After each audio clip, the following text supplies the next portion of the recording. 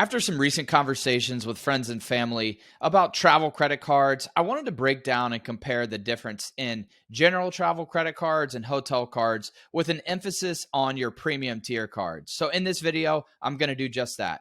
First, we'll talk about hotel co-branded credit cards and then your general premium tier cards as well. Now, a few things to note with the cards that we're going to talk about. Almost all of these cards have an annual fee of greater than $200, but with that higher annual fee comes travel perks and protections, hotel, airline, and rental car status, free night awards, airport lounge access. And these cards also come with welcome offers or sign-up bonuses. And these sign-up bonuses are meant to get you to spend right away with the card, but they're also to be used to your advantage for free or heavily discounted travel redemptions. And guys, this video is jam-packed with information and I respect your time. So what I'm going to do is a part 2 where I compare some of these cards specifically side by side and help you determine what may be a better fit for you. Check that out when you have time, and I appreciate you watching. So first, I'll talk about the hotel-specific cards, and these are co-branded between the card issuer and the hotel chain, meaning a Hilton or a Marriott card. There is some overlap between the travel credit cards that are general in nature versus these hotel-specific ones, which is the premise of this video, so that you don't overextend yourself and get a travel card that's more general in nature and a hotel card, both of which have hefty annual fees and a lot of the same features and benefits. Also, hotel cards don't have transferable currency like your general travel credit cards do, but we'll get to more of that in a bit. So first up, I'm going to walk you through 2 mid-tier cards from Marriott. I'm not a huge fan of either of these cards. I think you'll see why with the earning multipliers, and they get caught in la-la land between entry level and premium tier, and it can be difficult to recoup your value on the annual fee. So first up from Chase is the Bonvoy Bountiful, and this card comes with a $250 annual fee, an 85K point welcome offer, which is so-so for any hotel card, and the standard 4K in 3 months from Chase in terms of the minimum spend requirement. The return on this is somewhere around 17%, so it's decent but not great. The Bountiful has okay earning potential with your Marriott stays since it gives you gold elite status, which is decent with Marriott, but you really don't see any benefits until you hit the next tier, which is Platinum. But it does give you a 25% boost on your points, so you can earn up to 18.5x at Marriott properties. You also receive 4x on up to 15K in combined spend at grocery stores and restaurants, which is more like 3 to 3.2 points in terms of the valuation of the Marriott point, and 2x on all other purchases, more like 1.4 to 1.6 with the valuation of the Marriott points. You also receive a free night credit after spending $15,000 on this card each year, with the redemption level of the free night credit for up to 50,000 points. With any of these cards, I wouldn't recommend using them for your dedicated food card for restaurants and groceries unless you're looking to hit the minimum spend or enrolling in certain services like the Eat Around Town program, which gets you an elevated 6x to 8x back at restaurants. I did a quick video on this, which I'll make sure to link above. And now for the twin sibling of this card from American Express, keeping with the theme of all B's. This is the Bonvoy Bevy, and this card has the same annual fee, the same welcome offer, the same free night award, the same elite status. The only difference here is a slightly higher minimum spend requirement at 5K, but over a longer period of time at 6 months. And with American Express, some things to be aware of. They recently made some adjustments to their terms, essentially limiting your ability to receive welcome offers on cards based on the order of which you apply.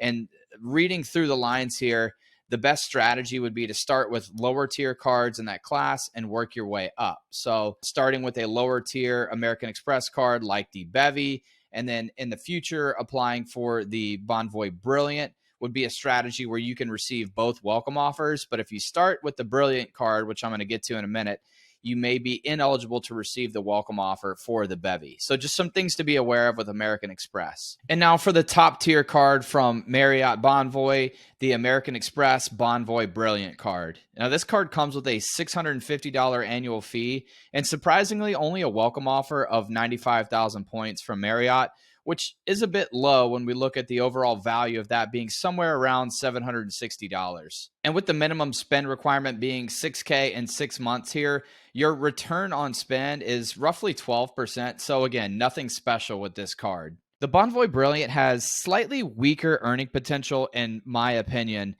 So this card does give you Platinum Elite status, which gets you a 50% boost on your points during Marriott stays. So you have the ability to earn up to 21x on your Marriott stays, but only 3x on restaurants and flights booked directly with airlines, 2x on all other purchases. Again, factor in the less than 1 cent per point valuation on these points. So with this card, the main differences are the Platinum Elite status, which I've held for a number of years, and I can tell you I get upgraded about 25% of the time, and the credits that come with this card, which we're going to take a look at now. First, there's a $300 annual dining statement credit, and this is broken down into $25 monthly in typical American Express fashion credits. You also receive a free night award at the redemption level of up to 85,000 points. So this is near the top end properties. And you also receive 25 elite night credits as opposed to 15 with the other cards. Now, something to consider, if you are status chasing with Marriott, you can combine a card like the Brilliant with the American Express Marriott Business Card. The business card does come with a $125 annual fee, but it also has 15 elite night credits annually. So if you were to combine those, you're at 40 elite night credits before staying a single night at any Marriott property. There's a few other perks, a $100 property credit at top-end Ritz-Carlton or St. Regis properties with a minimum 2-night stay, kind of similar to the American Express Platinum card with the property credit. There's a TSA pre-check credit. This is something you want to consider with any of these travel cards. A lot of them come with these TSA pre-check credits. So something you want to cross off the list when you are comparing features and benefits if you receive this with another card. This card also comes with Priority Pass Select, but if you've seen any of my other videos where I talk about Priority Pass, you know my feelings about that. This also has top-level insurances that are included as expected with this card, but the rental car coverage on this one is secondary. Now, there's one other card from Chase that I didn't mention, and that's the Ritz-Carlton card, which is wildly popular and getting a lot of buzz on YouTube right now. You cannot directly apply for this card. You have to hold another Bonvoy credit card for at least a year, and then you can product change. So if you hold a card with a low annual fee like the Boundless card for a year, you can swap over to the Ritz-Carlton card. Now, there's a few things to consider with this. You have to have at least a $10,000 limit on your card before swapping over to the Ritz-Carlton card. I know some people do pull some of their limit from a card like the Chase Sapphire Preferred over to their Marriott Boundless card to get that north of $10,000 in limit before swapping over to the Ritz-Carlton card. Now, this card does get you gold status, so you can earn up to 18.5x at Marriott properties. You also receive 3x on dining, airfare, and car rentals, and 2x on everything else. And you do get an 85,000 point free night redemption with this card. And what's beautiful here is you can also add up to 15,000 points on top of that. So you can actually get a redemption of up to 100,000 points per night at a Marriott property. There's also a $300 travel credit with this card that is somewhat similar to the Chase Sapphire Reserves travel credit. This can be used for things like checked bag fees or seat upgrades or lounge access passes. The difference here is you need to call Chase to speak with the representative directly in order to get this credit applied. I have heard of individuals that are using this credit for airfare as well, so something to consider. And also similar to the Chase Sapphire Reserve, this card does come with primary rental car coverage, a TSA pre-check or global entry credit, and Priority Pass access that also includes restaurants. So there's a ton of restaurants in the Priority Pass network. This card does get you access to those restaurants, which gives you up to a $28 credit for yourself and a guest. So a huge piece of value of this card that most of the other travel cards do not have. As always, if you do get any value out of this content, click that like and subscribe button below, and let's get back to the video. So now jumping over to Hilton, there's two cards that I'm going to highlight, both from American Express, with the emphasis being on the premium tier Hilton Aspire card.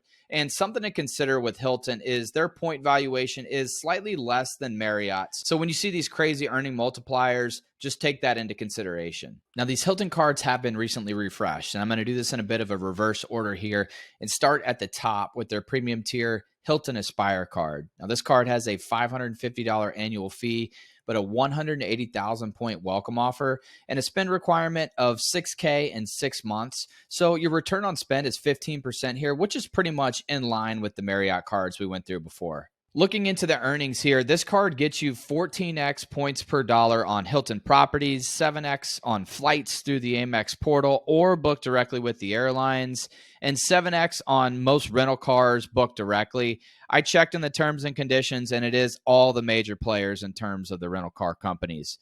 It also gets you 7x on dining and 3x everywhere else. So overall, solid earning potential for this card. But now for the benefits. And this is similar in a lot of ways to the American Express Platinum card, as you'll see in a minute. So first, you receive Diamond status, which is Hilton's top tier. So a huge benefit there.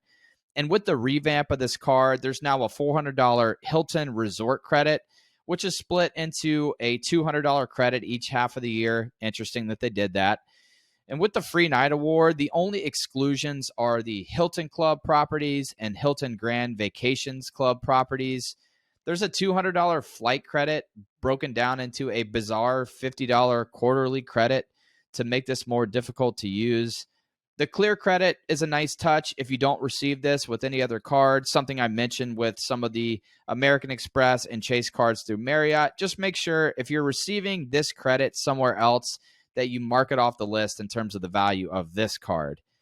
And the $100 Hilton Experience credit is with the minimum 2-night stay at their top-end Waldorf Astoria and Conrad hotels. Some of these are beautiful properties. I just stayed at a Conrad in New York City that was extremely nice. Along with these credits come a number of insurance coverages and protections expected on any luxury tier card with an annual fee like this. Now, if the Aspire card is a bit much in terms of the annual fee and the credits you have to use to get value, there is the Hilton Surpass card with a much lower annual fee at $150, a nearly identical welcome offer, this one being at 170,000 points, and a much greater return on spend at nearly 28% based on the fact that you only have to spend $3K in 6 months here. And also the Surpass card has only slightly lower earning multipliers, but more categories, which we'll look at here. So feel free to pause the screen if needed. And this card still gets you gold status with Hilton, a free night award,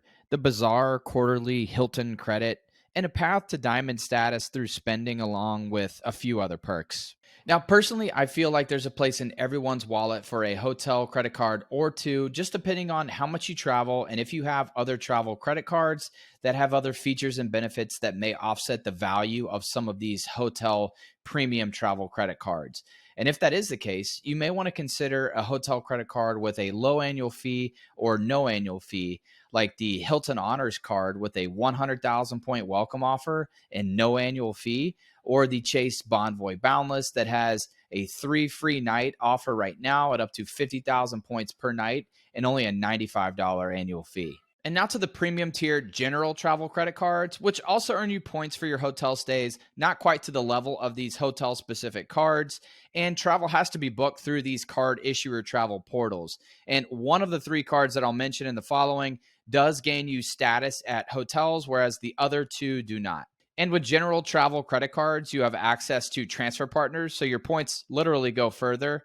But keep in mind, limited transfer partner availability from one card issuer to the next. So take the Capital One VentureX, which you earn 5 miles per dollar spent on flights booked through their travel portal. You also earn 10 miles per dollar on hotels and car rentals.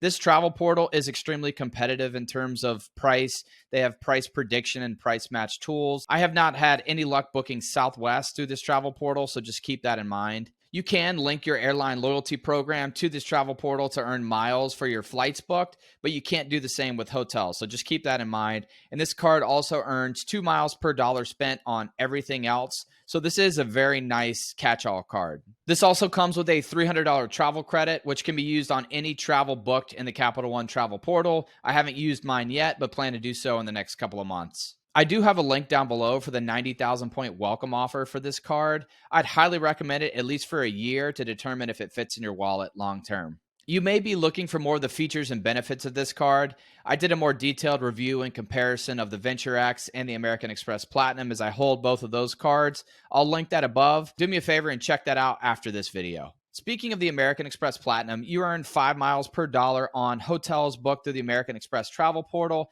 and flights booked through the travel portal, but you also earn 5 miles per dollar on flights booked directly with the airline, which is a bit of a superpower with this card, making it almost a necessity for anybody that travels more than a handful of times per year. Especially if you use some of the following credits that come with this card, like a $200 Uber credit, a $240 digital entertainment credit, a $200 hotel credit, a $200 airline fee credit, TSA PreCheck or global entry and clear credits, hotel and rental car statuses, and a lot more. Feel free to check out my detailed review and comparison of this card and the Capital One VentureX. I will make sure to link that at the end of this video for you. Also, there is a 150,000 point welcome offer for the American Express Platinum. You just have to know how to look for it. I'll make sure to link that at the end of this video as well. So all those credits help to offset the annual fee if you know how to use them and take advantage of the features and benefits. Otherwise, you're just paying a massive annual fee for a card that really only earns well on flights. My favorite part about this card is definitely the premium travel perks, primary rental car coverage, some of the hotel statuses, gold status with Marriott and Hilton,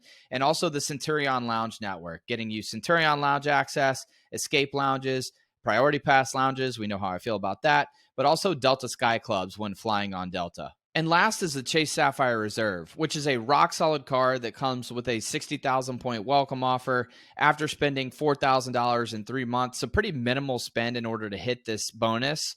And this bonus is valued at north of $900 through a variety of ways that I'll show you here in just a minute. And the Sapphire Reserve is again gaining in popularity. I think a big reason here is the expanded airport lounge network. They have a few locations today with Boston and the Sapphire Terrace at Austin, and 5 or 6 other locations that I'll show you here on the screen that are coming here in late 2023 or 2024. This card is loaded with premium travel benefits like the Sapphire Lounges and Priority Pass Select, which also includes restaurants, actually making this valuable.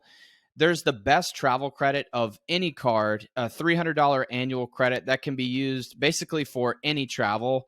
And all of your premium tier travel protections and primary rental car insurance are included. And this card has rock solid earning potential with 5x on flights through the Chase portal, 10x on hotels and car rentals in the portal, and 3x on dining and delivery or takeout, and 3x on all other travel and transit. And you get your points boosted by 50% for having this card. So if you don't want to transfer your points out to Chase's transfer partners, the airlines, and the hotels, you can book travel directly through Chase's portal and receive that 50% boost on your points. So as you can see, these cards do compete with one another. One of the main differences being the currency, either being hotel specific or more general in nature for flights or hotels.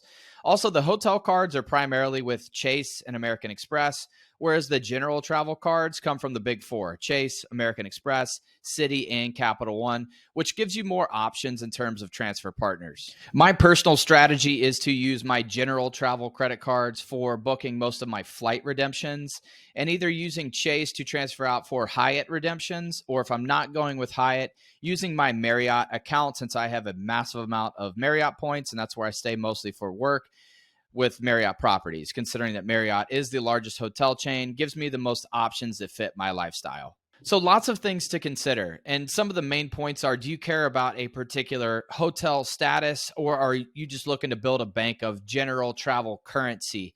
If you have trips planned on the horizon where you're eyeing either a Hilton property or a Marriott property, maybe the best bet is to get one of those cards so that you get that top level status, you get those award nights, and you get some redemptions of some properties that you would probably never pay for. Again, if you do get any value out of this content, click the like and subscribe buttons below and help support the passion. Be on the lookout. I will be doing a comparison of the premium airline credit cards to the general travel credit cards as well. And until next time.